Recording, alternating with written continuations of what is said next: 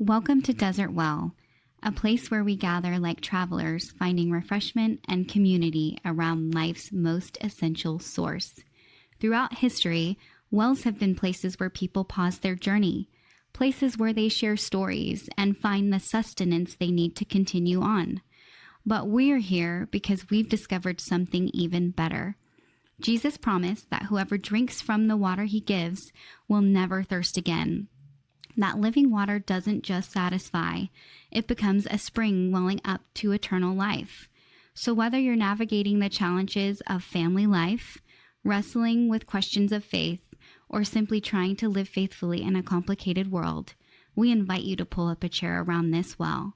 Here, we'll explore how God's unchanging word speaks into our everyday experiences, offering wisdom, hope, and the kind of refreshment that truly lasts. This is Desert Well, where life's conversations meet living water. Welcome back to the Desert Well as we gather around the well that is Jesus, both for conversation, but also to drink deeply from his gospel good news. It is good to be with you again. Today is our 20th sort of official episode. Derek, remind me, it's actually the 21st episode, but it's episode number 20, which is just really hard to believe that we've been around here doing this, and we've been glad to have you along with us. Today, we're trying to dive back in, if you will, or dive forward into the next part of the conversation. Last week, we had this awesome conversation with Ray Perez and Ella Peepcorn about Gen Z returning to the faith. And so we sort of felt like this was the opportunity or a opportunity to talk about generations and not necessarily so much like what makes generations different, but instead acknowledge the fact, the truth, the reality that a church is made up of generations. And so let's start here because I think maybe this is a good segue into this. Derek, if we'll play the guess what Jared is thinking game. Derek's favorite game on the podcast is keeps me on my toes. You are remarkably getting really good at this. And it's not because we talk about these beforehand. It's just because you're getting good at it. So if you had to say, how do different generations view themselves or view each other? What's this sort of stereotypical, and we're going to be really broadly stereotypical here. So call it older generations, younger generations. What's the sort of stereotypical story that these generations tell about each other? Well, I'm going to say this first, and then I'll actually answer it. Jesus. Because the softball question last week, remember, or 2 weeks ago, I don't know, whenever it was, the answer was Jesus, so I'm sticking with that. That's my answer. There you go. No, so the older generations, the stereotypical answer would be they think of themselves as the harder working, had to walk uphill to school both ways in the snow, not a ton of food, things available for them. They had to scrape by. Yeah, I would say that the work ethic that they really value, that they value the hardships that they've been through, and just look down, or I don't know if that's the right word, but don't look as fondly on the younger generations. That the younger generations are often viewed as lazy or not enthusiastic about work, that they've just given everything to them, they're entitled, various aspects of that. And then I think on the flip side, right, the younger generations would view the older generations as, like, depending on how old we're talking about and how young we're talking about, but accessibility to like housing, accessibility to things economically was easier back when they were our age. So they don't understand our hardships. It kind of goes back and forth with each generation views the others maybe not in such a good light, in whatever aspect you can look at that. So I don't know that that's a good, healthy thing. And so probably not. Right. And even I would push it even further and say that if I had $1 or maybe at least $10 for every time someone said, oh, my generation isn't good at change, I would be a very wealthy person, because even like a generational self-view, it seems like we maybe don't have the best view of ourselves too. Like hey, we don't accept change. We don't do change well if we're the older generation. Or, hey, for younger people, well, I don't like an institution, or, it's too, things are moving too slow, whatever it is. Like we are not with it enough. Whatever it is, I would even push it and say that generations don't just think of other generations as not good enough. It's like a negativity party. Everyone thinks everyone is not good, including yourself. And so the problem, why we're talking about this today, is because when that comes into the church, I think the same sort of stereotypical stories are told, right? Oh, you don't like change. You never are willing to try anything new. Oh, you just want to do these reckless things. We get into this place of where we become gridlocked, or talking past each other, or not. And we would use the language of the body of Christ, right? You're not living together as the body of Christ. And so today we're going to loosely talk about a book by a guy named Peter Stanky, or Steinke. I don't know how to say it. There's a guy I went to seminary with that he called it Stanky. But the book is called How Your Church Family Works. And so this book, generally speaking, what he does is he takes what's called family systems theory and he applies it to church and to church family. And so I think that's like base insight number one here. We use that language at Lamb of God all the time, that we're a family of faith. And usually what I think we mean by that is we love each other, we get along most of the time, we show up for each other, we're kind of united in our relationships with each other. And what I don't normally think we think too much about it in that sense is that our family, as a family, not an organization, is also, and this is his core thesis to the book, is that it's an emotional system as well.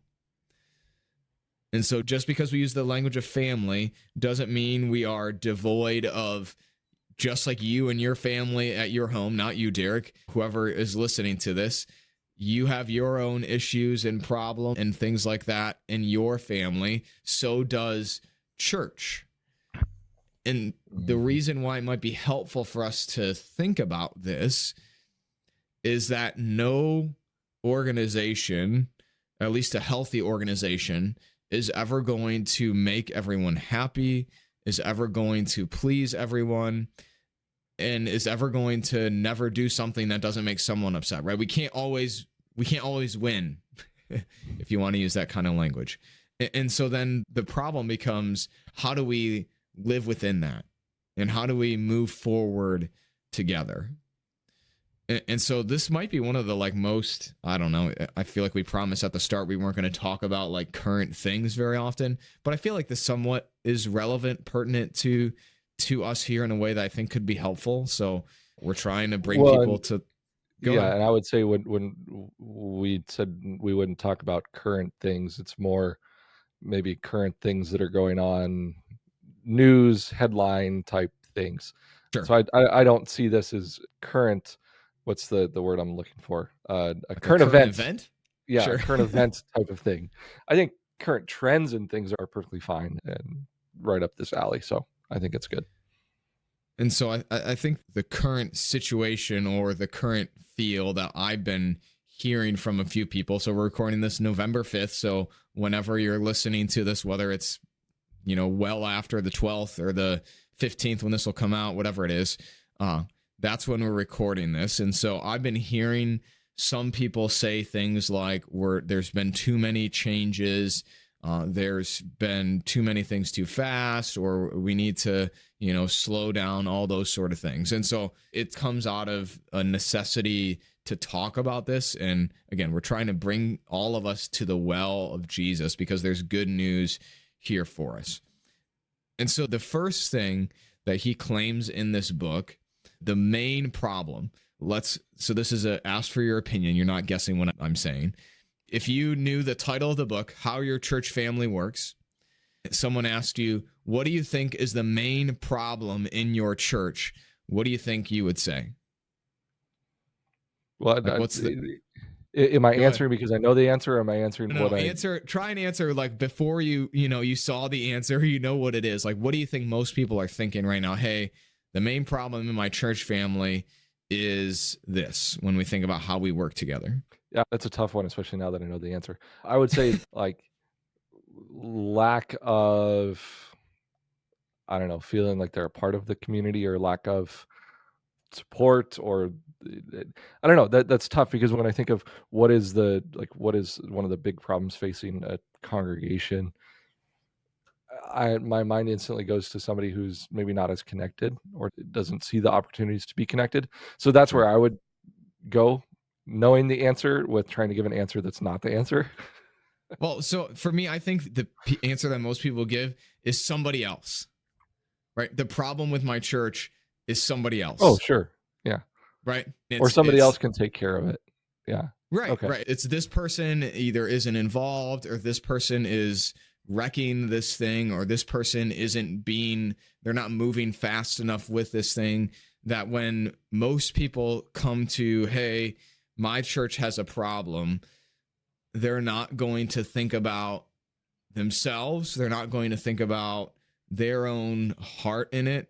And they're usually going to do what Jesus says, right? Look at the speck in your neighbor's eye before you think about the log in your own eye. And so what I love about his central problem is how I think it brings it home to everyone, and brings it home in a way that feels, I think we can all relate to. And so the problem that he says is central to every church family is that churches are inherently anxious systems. So say it one more time. Churches are inherently anxious system. He quotes a guy named Gregory Batson. I don't know who that is. And he says that anxiety creates its own disaster. Ooh. Right. Which, like, that we could really dive in deep there and talk about that. But let's play this out, like how that's helpful and how that's a unique way to think about it. So when I got here, I felt the egg, like I felt like I saw the eggshells. Like I felt like I saw people either looking to me to like jump on their egg and like break their eggshells, or if I was going to be on their side, quote unquote, like smooth over their eggshells with some sort of hard epoxy and like hardwood flooring, which is maybe a strange analogy. Yeah, But don't change the flooring. but I could see it, right? Because I wrote about this in a newsletter, one of the first ones I wrote. What do you want, Pastor? What do you want, Pastor? What do you want, Pastor? And hidden underneath all of that is not a actual question about what I desire, but there's questions underneath there about, is he going to come in here and blow this place up and change it to be something that I don't even recognize what it is? Is he going to come in here and tell me that me as a person doesn't matter, and the thing that I valued for so long is no longer important? Underneath all of those questions is anxiety and worry and fear. And I'll be honest, I just don't think we think about that very often. Yeah, Like we definitely don't. And why do you think that is? Again, I think as it points back to ourselves more so, but when I saw this, like the central problem was anxiety, like it made sense, but I don't know that's what I would have pinpointed it as from the very beginning. But it does make sense, because every fear, everything that we are afraid of seeing change or no longer there or whatever, does come from a place of anxiety of, well, we are comfortable with this and we don't know what the next thing is. And I would say that's for any situation, not just churches, but just people in general, is we get very comfortable with the status quo and comfortable with what our lives are like currently, comfortable with the things that we have. And when anything changes or throws us off that level of comfort. The true feeling is anxiety, the anxiousness of, well, now I don't know what's coming. I can't predict what is going to take place. So yeah, I think it hits it right on the head, though, that is the central thing with most congregations, churches, individuals, is some level of anxiety that causes other things, other emotions to come out too. And so then what do you think is going to be our natural, and I would emphasize that, our natural reaction if someone tells you, hey, the main problem in your church family, in the sense of your family as a system, is not necessarily someone else, but is the church in general, your family's anxiety? What do you think is going to be our natural temptation then? And why maybe should that not be our natural temptation? Well, it can't be me. It can't be us. Right. That's what that's where my mind goes. Okay. And say more. Well, I'm not anxious about it, so it's not my problem. Or I don't care, so it's not my problem. Sure. That's how I see it. That's such like a man thing to say, Derek. Like, I don't feel it, so it must not be true.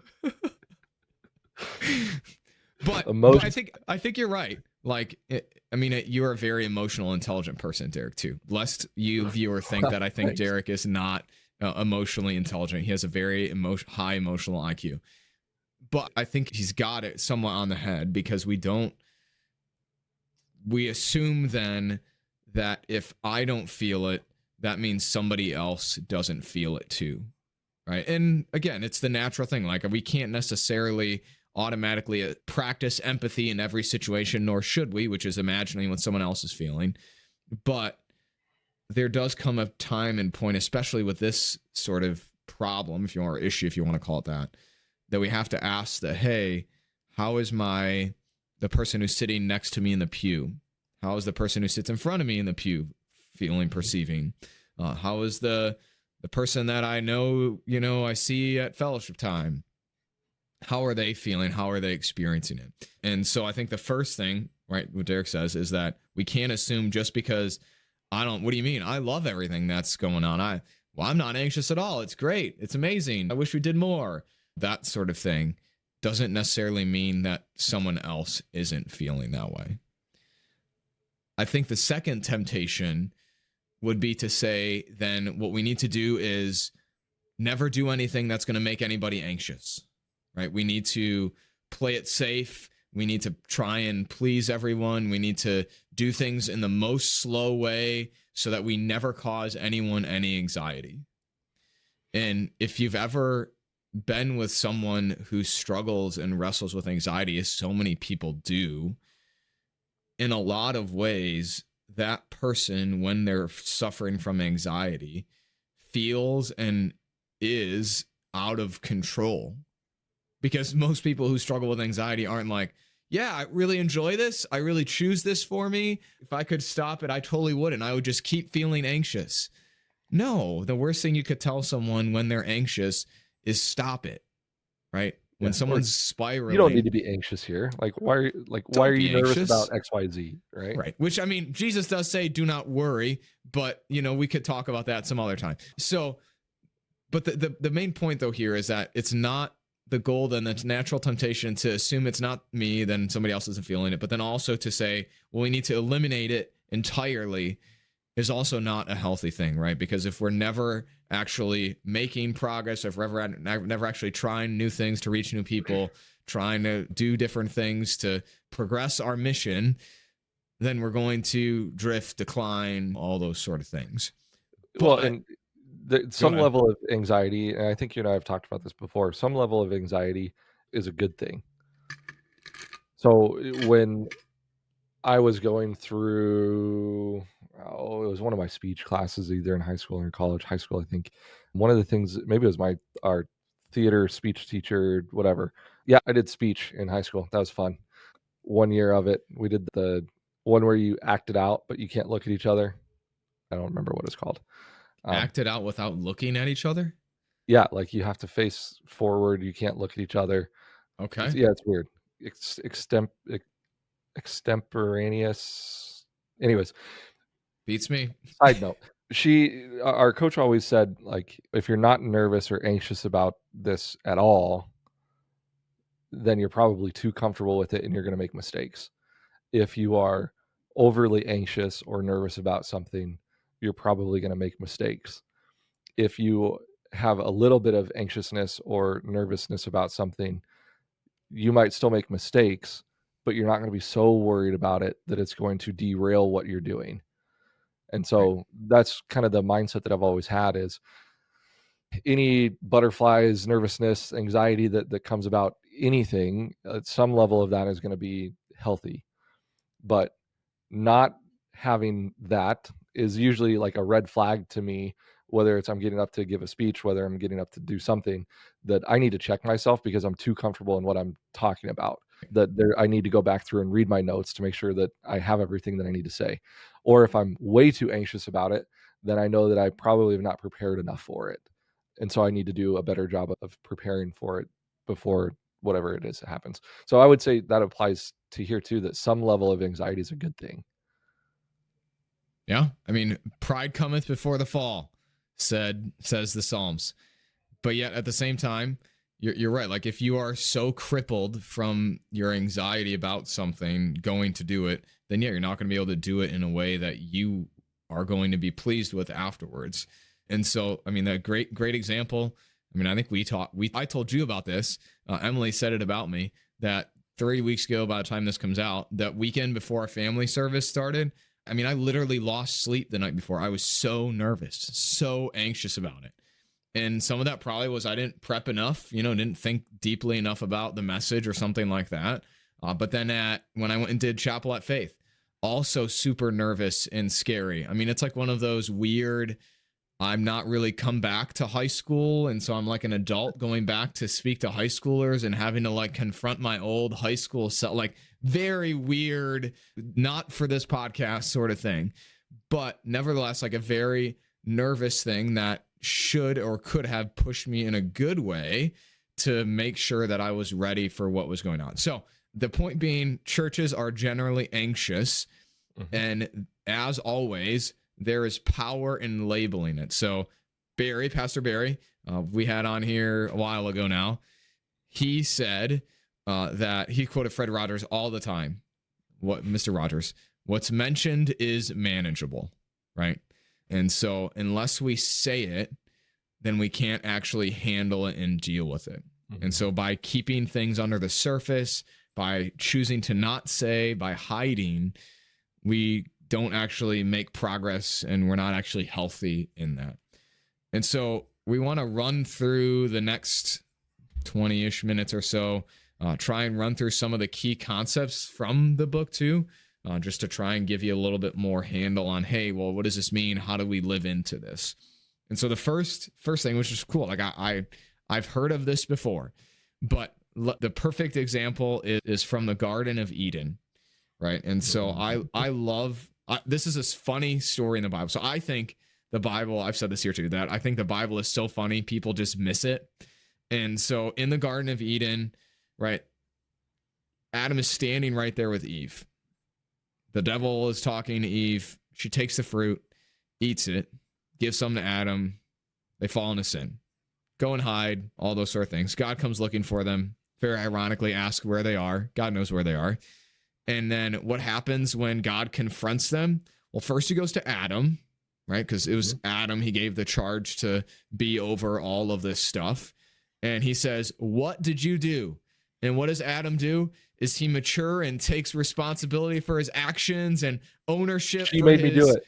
That's right. He turns and passes the blame to Eve. Yo, that woman you gave me, right? He doesn't even say like, just she did it. It's like, well, God, actually, it's your fault because you gave me this woman who then, led me into sin. And so then God goes to Eve. And what does Eve do? Eve also says, well, it wasn't me. Well, what do you mean? It was the serpent. The snake did it. And so in a good sense of a perfect example, This is triangulation at its finest, almost like a quadra, not a square would be four sides. So I'm not going to say a quadrangle. There's my made up word for the day. And so when we think about this in our church life, this happens probably a lot more than it should. Yeah. Right. And so it doesn't, this is all generations, right? So person comes up to someone after, can you believe Pastor Jared had sandals on this weekend? Doesn't he know it's All Saints or Reformation Day? How dare he? They go to that person and complain to that person, but they won't talk to me about my sandals. And so then that bored person is now a third party to a disagreement and an argument that they're not actually a part of. Correct. And so what's now happened is a third party has been brought into an argument or a disagreement between two people. And triangulation is not just unhealthy, but I would even go so far as to say unbiblical, right? So Matthew 18, some people say maybe we overuse this as the general church conflict, that maybe it was meant for like more big heresy, disagreement sort of stuff, but it applies here too, right? So yeah, it's still good practice no matter what. Right, exactly. Jesus says, well, yeah, you explain it, Derek. What's Matthew 18? I can stop talking. Define it for us. How are we supposed to do it? Go to the person directly. So if they have wronged you or made you upset for whatever reason, that you should go talk to that person directly. That nobody else needs to be a part of that conversation to begin with, that you should try to solve it with them and them alone. Right.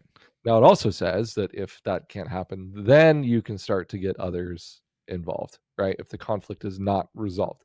But I would not say that's triangulation at that point, though, because... Well, no, because you're bringing them along with you. Right, to help you try to work it out. But what this is saying is, like, don't get a third person involved with something that you don't like. Just go to the person and have a conversation with them, because they may have an explanation for why it is the way that it is, that might help you understand them more and what they did more, to where it's no longer an issue. Or if it is still an issue, maybe that other person is like, oh, okay, yeah, I didn't think about it that way. I should think about it. Yeah, note for next time not to do whatever it was. Right. It allows a person to speak. And so thinking from the lens of like anxiety, generally speaking, if I'm upset with sandals, I'm not going to go to someone who also likes sandals, right? I'm going to go to someone who I know is going to agree with me. Yeah, I can't believe it. Like, doesn't he not take this seriously? Like, this is God's house. And so you're going to go to someone who's going to likely agree with you and have that same sort of mindset. But what you're doing is you're contagious anxiety, right? You're living out that anxiety, because is it really about sandals? Probably not, right? Maybe it is, but usually there's a deeper anxiety and a deeper worry there. And so when we think about, hey, what's the first thing we want to do? We want to go right to people. And so even when people come to me, I will tell people, well, have you talked to that person yet? Have you said anything to them? Like, let's go together, like, let's have this conversation. I can be a part of it, but this is not a come to me to then go do your bidding sort of thing. This is a, hey, we're going to live together in our family system and deal with our conflict with one another, with each other. The second thing he talks about here, the most sort of key concept, is the difference between linear and systems thinking. And so linear versus systems. Linear is basically A to B. This is the sole reason something is happening.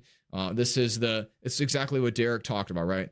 Young people don't respect those who have come before them because they're disrespectful. That's linear thinking. Older people resist change because they're stubborn. That's linear thinking. Whereas systems thinking basically takes that image of a line, and those two parties now influence each other. And which, again, like, sounds so logical and so like, oh, duh. But how often do we not engage with it? And so systems thinking just really says, hey, we're all part of this together, and nothing is as simple as A to B, B to C. Everything is sort of part of this. There's a lot of different factors. We influence each other. We react with each other, all those sort of things. Anything you want to add there? The whole systems thing is, like, when I was reading over this, it's hard to grasp at the same time, because it is like the linear thinking is very much, I see it more of like a tug of war. Sure. Like each side is pulling one way or the other because they think that their side is more correct, or the other side, doesn't have it right or whatever. Whereas the systems is like, well, it's the entire system has things that are causing these issues, not necessarily the other side of it. So it's like, my question now is like, well, what is causing these things? Why is the system the way that it is that is causing the dysfunction?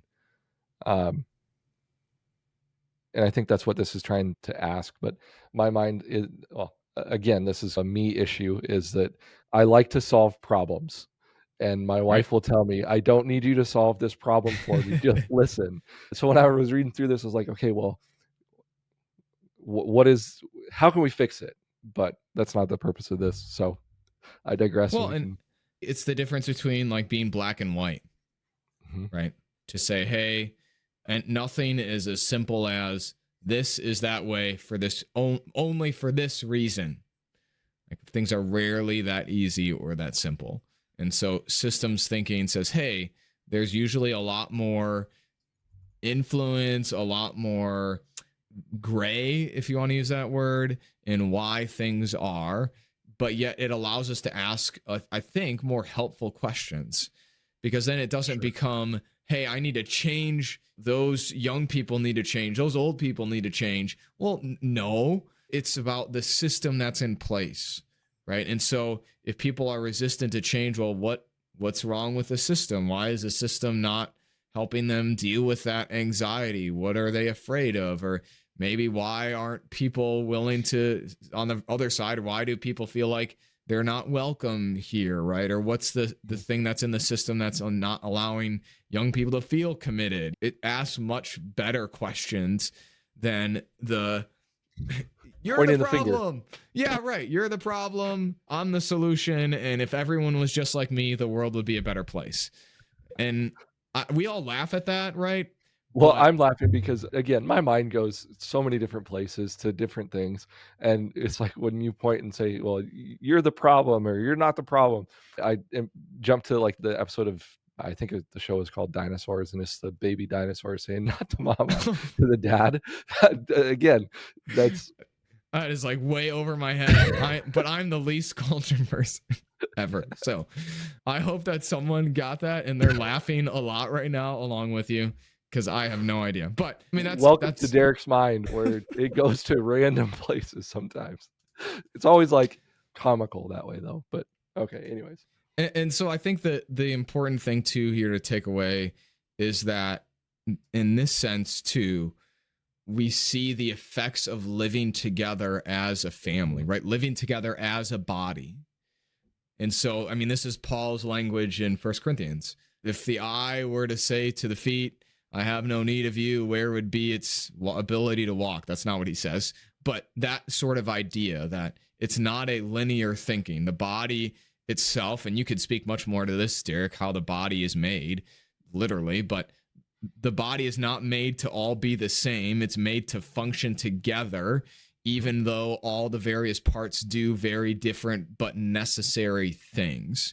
And so the systems versus linear thinking helps us, I think, live into this reality of, hey, it's never as simple as black and white, you're the problem, or this. Even I think it's simple to say this thing is the problem. If it's not a person, if we just did this silver bullet thing, then whatever that other mysterious thing over here is would happen.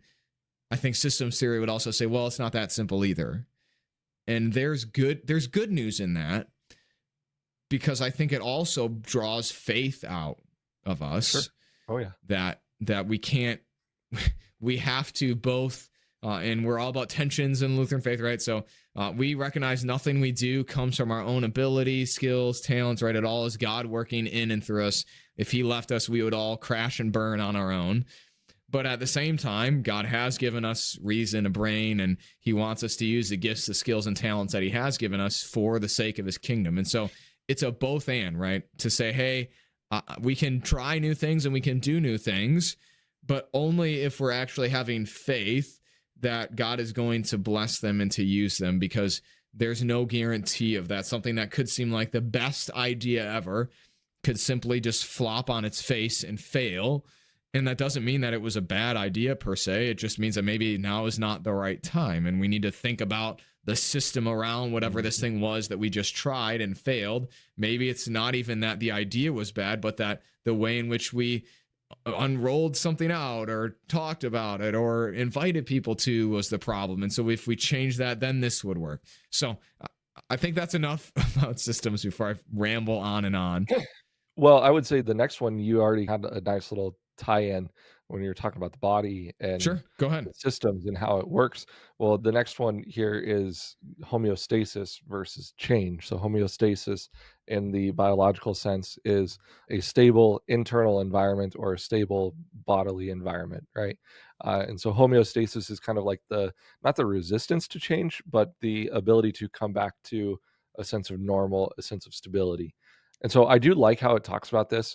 I was thinking through this, and it's like, okay, well, homeostasis, something changes, and then your body has to come back to its normal. So, like when you get sick, right? That is your body no longer in necessarily a state of homeostasis. So, what does your body do? Well, your body changes the way that it's working slightly to combat whatever virus, bacteria, et cetera, it is, to bring you back to your normal, to where those systems don't have to work in that way. And so with the homeostasis versus change, neither is bad. Change is not a bad thing. Homeostasis is not a bad thing. Right. So the point that he's trying to make with this one is, for churches, neither side is wrong. So the ones who want change aren't necessarily wrong, and the side who wants stability is not necessarily wrong either. That it's that balance between, am I reading that right? That it's to deal with the tension between what can change and what shouldn't change, or if it is going to change, it needs to be done in a specific way. And this is just like general ideas here. But the homeostasis part, being a biology teacher, I was like, oh, that makes a lot of sense for me, because it's all about the positive versus the negative feedback. All right, so you have the negative feedback that continually brings you back to your normal, your stability, and then you have your positive feedback, which is what typically you want to avoid. And I would say we would want to avoid the positive feedback in most cases, because it takes you to a further extreme. Right.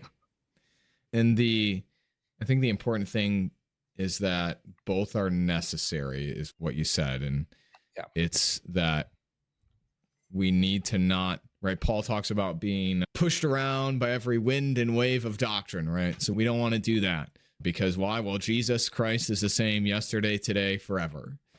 But at the same time, it's what we talked about earlier. It's hey, we also need to adapt and change and have sort of both together. And so, at least from our seat as leaders, is to try and sort of cut through, right? Or lead through, or lead with. And I think that maybe it's helpful to come back to the anxiety thing. And so both sides there could feel anxiety, right? So younger people who would say, hey, we need to do more change, could feel anxiety because it doesn't feel like things are moving fast enough. And then other people could say, hey, it feels like we're going too fast. And so there's anxiety around too much happening. And both of those are an anxiety that needs to be dealt with compassionately, while still trying not to necessarily eliminate that anxiety, but instead deal with it in a sense that's Christ-like and compassionate and loving and all those sort of things. And so I appreciate how it's not a change is bad, but also not every change is, we should just change for the sake of change, and change is good. And, that, well, we just need to roll over anyone, get on the bus or get off sort of thing, that's not helpful either. And so I think it's a very helpful, it doesn't feel Well, very, so it this is how I resonates. see it. Yeah, this is how I see it, and this is one of the things that we talk about, like, as a staff on the school side, is we need to continually try to improve what we're doing, and sometimes that forces us to change. Mm, Because if what we're doing is not working or the best, sometimes we do have to change things. And so that's where I think that the stability part of it is, well, things are good or they're working, but it could be working more efficiently. And if it needs to be more efficient, then things can change in that regard. So that's kind of how I see that battle back and forth between stability versus change and when it's necessary. all right, let's keep going. We've got a Yep. few more minutes here. So we're going to skip the last one. So I think that the next thing he says, and he applies this mostly to leaders, but I think could apply to everyone. And it's basically, don't be Adam and Eve in the garden, is the summary how I'm going to take this, right? So Adam doesn't take responsibility for his action. Eve doesn't take responsibility for her action. In fact, even worse, they pass that on. You could even use the language, they attack someone else. And so if we acknowledge all of this about anxiety and all of this about systems, then he says, hey, we need to own our own beliefs, our own positions, right? We can't, one of the first things people told me as a pastor is you need to be you. You can't be somebody that you're not, right? And you need to understand that that's not going to be what everybody else wants. And so you need to be clear about who you are. You still need to have the compassion of Jesus, even though he was very clear to the Pharisees, he didn't like them. Zoe just told me that the other day. We were reading, Jesus died on the cross. I said, oh, well, she said he didn't like those people. I said, oh, Jesus loved everyone. And she goes, no, Jesus didn't like the Pharisees. And it's like, girl, I don't know where you heard that, but okay, 4-year-old, you understand. But nevertheless, Jesus is still compassionate, right? He wants them to follow and do the right thing. It's not that he hates them. And then we also need to, right? I can't control how someone else feels, but I can control how I feel, how I respond to that. And so it's this sort of idea, if it doesn't matter, young, old, whoever is anxious about this thing, I need to say, that's okay, that's you. I'm going to come alongside of you, but I'm not going to be caught up into your anxiety thing, right? I'm not going to be caught up in your anxiety bubble, not because I don't love you, but because that's not going to help us together as a family move forward. And so I can walk with you, but I'm also going to sort of stay in my own individual lane, individual self at the same time, right? Not blaming you, right? I'm not being Adam and Eve, but I'm still going to be there with you too. And I think that's a beautiful way to think about when someone comes to me, Pastor, what am I supposed to do if they say, can you believe he's wearing sandals on Reformation Day or whatever it is that, well, just because I hear that, I can both push them, you should go talk to Pastor then, or you should go talk to Joe Schmo or Sally Mo. And then I don't feel like I have to jump into that pool with them and say, oh yeah, good emotional health looks like jumping inside. I can't believe it either. What an awful person. Why would they wear sandals on Reformation Day? They must not love Jesus. There's a healthy distance that is good, right, and salutary. I'll use that word and phrase that you can have and keep from someone, even in that kind of situation. Yeah, and I see this one kind of as like a check yourself, right? Sure. When it's saying the self-differentiation, well, check yourself and check, and I'm saying this to myself, why am I anxious about this? Right. What is it that is causing me to feel this way? And is that feeling something that is valid, or is it something that is not necessarily what it should be, and it's not something that it's, the anxiety is not coming from a place where it should be. And so I look at it that way more so, like, how can I keep my anxiety in check and in control so that I don't project that onto somebody else, Right. or so that if I do get upset with you for wearing sandals, that I don't let that boil up to the point where I'm going and talking to all these other people without first coming to you. So that's how I see it, is more of the self-regulatory, again, homeostasis, going back to that one, right? How can I regulate myself so that I don't impact others in a negative light too? Right. And the importance of all of this is not like a, hey, we need to be nice, but it's the living together, right? That's the reason why all of this matters. Mm-hmm. Because it doesn't matter how long we live together, we will hurt, we will wrong, we will misspeak, we will misact with one another. And what matters more than necessarily what happens in some instances is what happens after that and how we move forward together. Right? That's where the strength, the bonds are made, is in those moments too. So yeah, and I always say, like, as family members, we're not always going to agree. We're not always going to get along. We're not always going to see eye to eye. But at the end of the day, we're still family, and we need to treat each other that way. And right. so, if you are upset with somebody in your family, what do? You try to work it out.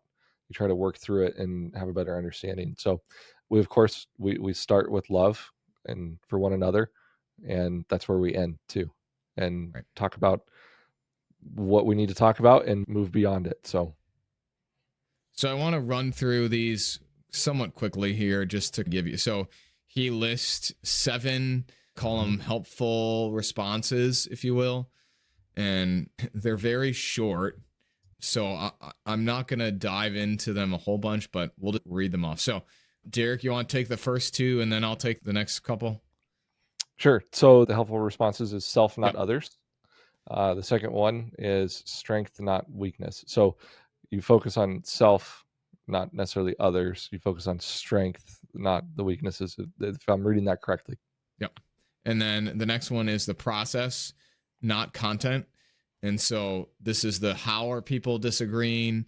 How are they relating? Not necessarily only what they're arguing about, right? So I've said this, the process is much more important than the outcome. Someone else has given that to me. I use that phrase a whole bunch. And then the next one is challenge, not comfort. And so the simple idea that we want to actually challenge each other. The goal is not to keep people comfortable, right? We want to challenge each other because that's how we grow. That's how we get better. The next one is integrity, not unity. So it says pursue genuine integrity. So be clear and honest with one another. You don't want forced agreements or anything, that you want to just be clear and honest with each other. System, not symptom. So look at the whole emotional system, not just the problem that is at hand. So it says here, treat the disease, not just the symptoms, because you're not going to fix it if you're just putting Band-Aids on things. It's not going to stop the bleeding.